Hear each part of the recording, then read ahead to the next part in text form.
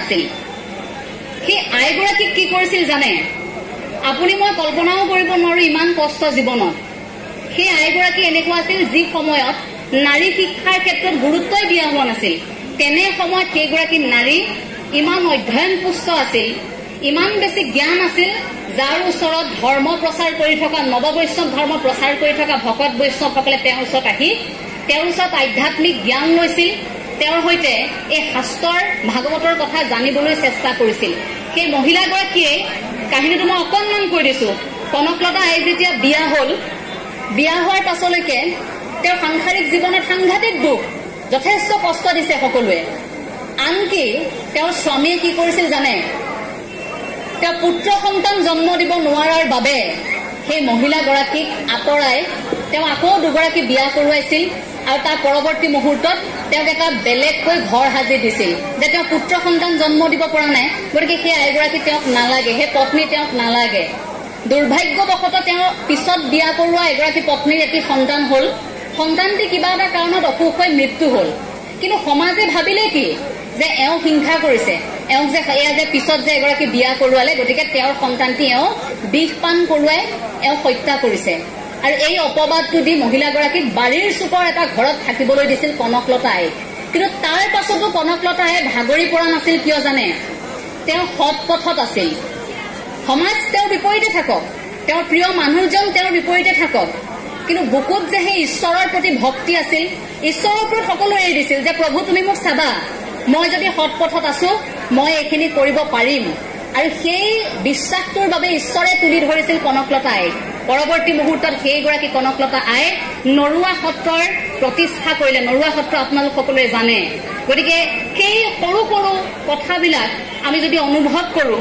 সেই যে মহান ব্যক্তিসকলৰ জীৱনৰ সেই সৰু সৰু ঘটনা যিবোৰ ঘটনাই আপোনাক মোক অনুপ্ৰাণিত কৰিব পাৰে ছাত্ৰসকলক মই কেৱল শুভকামনা জ্ঞাপন কৰিম আপোনালোকৰ এই লক্ষ্যটো স্থিৰ কৰি আপোনালোক আগবাঢ়ক ভয় নকৰিব কেতিয়াও সমাজে কি ক'ব কেৱল মাত্ৰ আপোনালোকে ভাবিব যে সফলতাৰ কোনো ধৰণৰ চমু বাট নাই মই অকণমান কষ্ট কৰিবই লাগিব কাৰণ আজি যদি দীঘলীয়া বাটটোৰে মই গুৱাহাটীৰ পৰা ইয়ালৈ নাহিলোহেঁতেন যে বাটটো বহুত দূৰ মই নাযাওঁ মই গুৱাহাটীৰ ভিতৰত অনুষ্ঠান হলেহে কৰিম এই বুলি ভাবি যদি মই নাহিলোহেঁতেন মই আপোনালোকৰ পৰিৱেশটো পালোহেঁতেন নেকি গতিকে দূৰণিবতীয়া এটা বাট যথেষ্ট ৰাস্তাও বেয়া তাৰ পাছতো আহি অকণমান সময় আপোনালোকৰ মাজলৈ আহিছো যে আপোনালোকৰ পৰাও কিবা এটা শিকিবলৈ পাম কোনো ধৰণৰ ছুটি বাট এটা সহজে কামনা নকৰিব এইবাবেই যে আপুনি যদি সহজে কিবা এটা পাইছে সেই বস্তুটো সহজে আপোনাৰ পৰা হেৰাই যাব গতিকে সহজে পোৱা বস্তুটো বৰ বেছি হেঁপাহেৰে আঁকোৱালি নধৰিব কষ্ট কৰি যদি কিবা এটা পাইছে সেইটোতহে আপোনাৰ সফলতা আছে শিক্ষাগুৰুৰ সৈতে এটা সম্পৰ্ক মজবুত ৰাখক এতিয়া যুৱ উশৃংখলতাৰ কথা কয় আপোনালোককো কয়নে বাটে ঘাটে যেতিয়া ল'ৰা ছোৱালী কোনোবাই ভুল কৰিলে আপোনালোকৰ ঘৰত মা দেউতাই এনেই গালি পাৰেনে ছাত্ৰ ছাত্ৰী শ্ৰেণীকোঠাত কোনোবাই এজনে ভুল কৰিলে কিন্তু গোটেই শ্ৰেণীকোঠাটো আমাক পিটন দিয়ে নে নিদিয়ে উৎপাতটো আমি কৰা নাছিলো আমিতো ভুল কৰা নাছিলো কিন্তু এজনৰ কাৰণে গোটেইখিনিক একফালৰ পৰা ফিৰি পিটনটো দি যায় নে নাযায় তেতিয়া ভাবে নে নাভাবে যে এইটোতো মই ভুল কৰা নাছিলো অৰ্থাৎ কিয় পিটিলে খং উঠে নুঠে তেতিয়া এই যুৱ উশৃংখলতাৰ কথাটো যেতিয়া গুৱাহাটীৰ কোনোবা এটা ঠাইত যদি কৰবাত বেয়া ঘটনা এটা হৈছে তাৰ বাবে যদি আপোনালোকক গালি পাৰে আপোনালোকৰ বেয়া লাগিব নাই আপুনি নকৰা কাম এটা আজি যদি আপোনালোকে ভুল কৰা নাই অথচ মই আহি কৈ থৈ গলো যে এনেকুৱা হৈছে যুৱ প্ৰজন্ম আজিকালি এনেকুৱা কৰে তেওঁলোকে কথা নুশুনে মোবাইল চাই ইটো সিটো মই যদি ঢেৰ এগালমান আপোনালোকক বকি থৈ যাওঁ কিবা কামত আহিবনে কাৰণ আপোনালোকেতো ভুল কৰা নাই সেই আমি ভুল নকৰাকৈ যেতিয়া আমি কথা শুনিব লগা হয় আপুনি গম পাইছে আপুনি যুৱ উশৃংখলতাত নাই আপুনি নৈতিক স্খলন ঘটোৱা নাই আপুনি গম পাইছে যে আপুনি সকলো ঠিকেই আছে সেই অনুভৱটো কৰি থকালৈকে ঠিকেই সেই অনুভৱটো আপুনি কৰি থাকিব লাগিব তেতিয়া আপুনি ভুল কৰিব নোৱাৰে আৰু আমাৰ মাজত যিটো টেগ লাগি গৈছে যুৱ প্ৰজন্ম উশৃংখল বুলি সেই কথাবোৰ আপুনি মই কামেৰে উফৰাব লাগিব যেনে ধৰক আৰম্ভ কৰিব লাগিব নিচামুক্তি এখন সমাজৰ জৰিয়তে নিচাৰ কথাটো কিয় কলো জানে ইমান অশান্তি লাগে যেতিয়া বাতৰি পঢ়ি থাকো ইমান আমনি পাওঁ প্ৰতিদিনেই 3-4টা বাতৰি অন্তত তেনেকৈ পাওঁ কৰবাত ড্ৰাগছ কৰবাত ভাং কৰবাত চিগাৰেট কৰবাত হেৰইন কৰবাত ব্ৰাউন চুগাৰ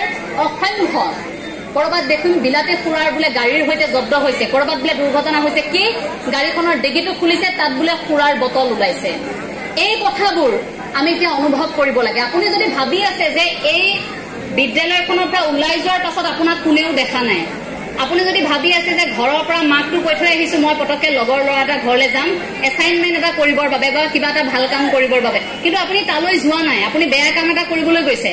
আপুনি ভাবি আছে মা দেউতাই আপোনাক দেখা নাই, কোনেও দেখা নাই, লগৰকেইটাক কৈছে তহঁতি কিন্তু নকবি দেই, গম পালে ডাঙৰ কথা হৈ যাব, পিটনটো আমি চবেই পাব লাগিব, সেই বুলি যদি ভাবিছে এই ওপৰত থকাজনৰ পৰা কিন্তু আপুনি সাৰি যোৱা নাই। সেই পানিচমেণ্টটো আকৌ ওপৰত থকাজনীয়ে দুগুণকৈ দিব। সেই ওপৰত থকাগৰাকীয়ে আপুনি প্ৰতিদিনে কি কৰিছে, ক'ত গৈছে, কেনেকৈ আছে, তাক ফাঁকি দিছে, এই কথাবোৰ হিচাপবোৰ কিন্তু ভালকৈ কৰি আছে। কোনো স্বৰ্গ নৰক বুলি কথা নাই, মানুহৰ কৰ্মই ধৰ্ম। আপুনি ভাল কাম কৰিছে এইটো জনমতে, আপুনি বেয়া কাম কৰিছে এইটো জনমতে, গতিকে সেই কথাটো আপুনি উপলব্ধি কৰিব লাগিব। যদি বদনাম পাইছে, আপুনি যদি আপোনাক যদি সেই আক্ৰমণটো কৰিছে যুৱ শৃংখল বুলি, তাৰ উত্তৰটো আপোনালোকে দিব লাগিব। কেনেকৈ দিব? এই যে নিচাৰ কথাটো কলো, নিচা আপোনালোকেও কৰক, কিন্তু ভাঙৰ নিচা নহয়, ড্ৰাগছৰ নিচা নহয়, ভগৱানৰ নিচা কৰক, জ্ঞানৰ নিচা কৰক, কিতাপৰ নিচা কৰক। কিতাপৰ নিচা যদি কৰে বা জ্ঞান লাভ কৰিবৰ বাবে যদি নিচা কৰে, সেই নিচাই আপোনাৰ ক্ষতি নকৰে। গতিকে সেই ওপৰত থকাগৰাকীক আপুনি আল্লাহক বিশ্বাস কৰে, আপুনি যীশুক বিশ্বাস কৰে, আপুনি ভগৱান শ্ৰীকৃষ্ণক বিশ্বাস কৰে, আপুনি মহাদেৱক বিশ্বাস কৰে, যাকে বিশ্বাস নকৰক কিয়, কিন্তু এজনক আপুনি বিশ্বাস কৰিবই লাগিব। অন্তত আপুনি কাৰোবাক ভয় কৰিবই লাগিব। উফাইদাং মৰা এটা জীৱন, মানে কাকো ভয় নকৰা, যি হয় হ'ব ডেম কেয়াৰ যিটো আমাৰ জীৱন, সেই জীৱনটোৱেহে আমাক উশৃংখল কৰে। এতিয়া আমি বৰ বেছি ডাঙৰ হোৱা নাই, গতিকে শাসনটো আপোনালোকে অকণমান ল'ব লাগিব। এতিয়া যদি আপোনালোকক শ্ৰেণীকোঠাত কেতিয়াবা পিটিছে, সেইটো আপোনালোকে সহ্য কৰিব পাৰিব লাগিব। গাত এচাত দিওঁতে আপোনালোকতো কোনো ৰাজকুমাৰী নহয়, হয় নেকি? মৰি যাব নেকি এচাত কোনোবাই দিলে? শিক্ষাগুৰুৱে যদি আজি আঁঠু কঢ়াই থৈ দিলে আপোনাৰ কিবা এটা ভৰিটো ছিঙি যাব নেকি? কিন্তু অকণমান সময় আপোনাক অনুশাসন কৰাৰ বাবে এটা যদি ভাল পৰিৱেশৰ সৃষ্টি হয়, সেই অনুশাসনটো আপুনি বুকুত ল'ব পাৰিব লাগিব। আপুনি মই একোৱেই কষ্ট পোৱা নাই। এটা সময়ত গুৰুকুলৰ যেতিয়া প্ৰথা আছিল, কিমান কষ্ট পাইছিল।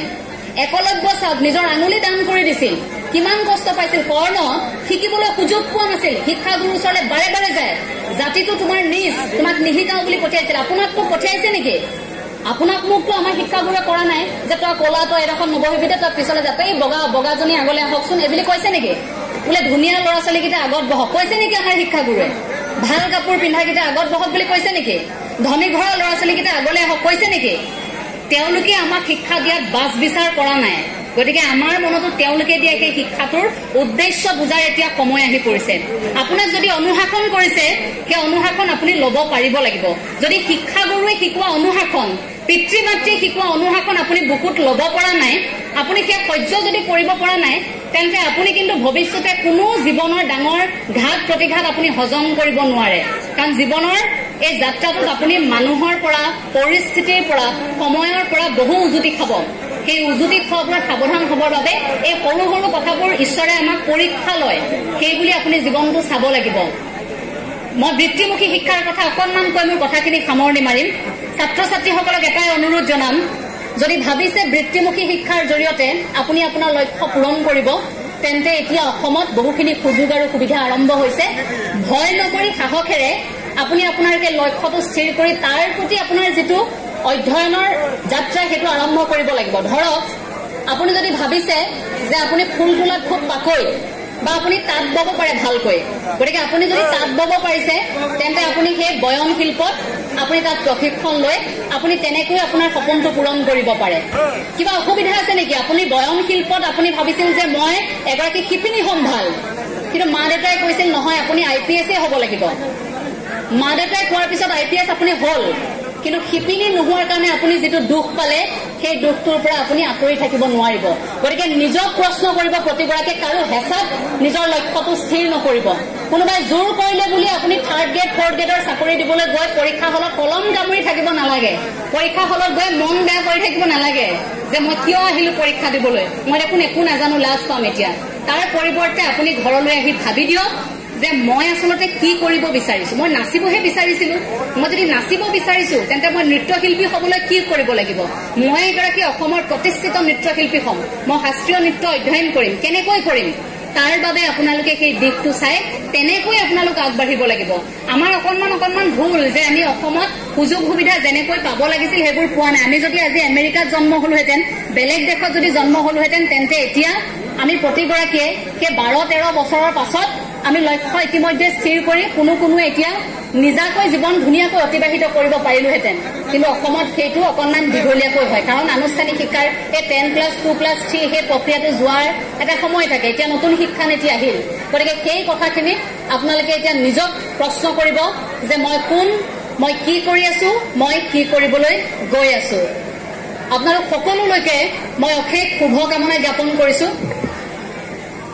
আধা ঘণ্টা সময় নকৰোকৈ কৈয়ে দিলো, গতিকে আৰু বেছি দীঘলীয়া নকৰো। বোলে ভাত খাই ভাল লাগে যদি ৰান্ধে আনে, বোলে নাৱত উঠি ভাল লাগে যদি বাই আনে,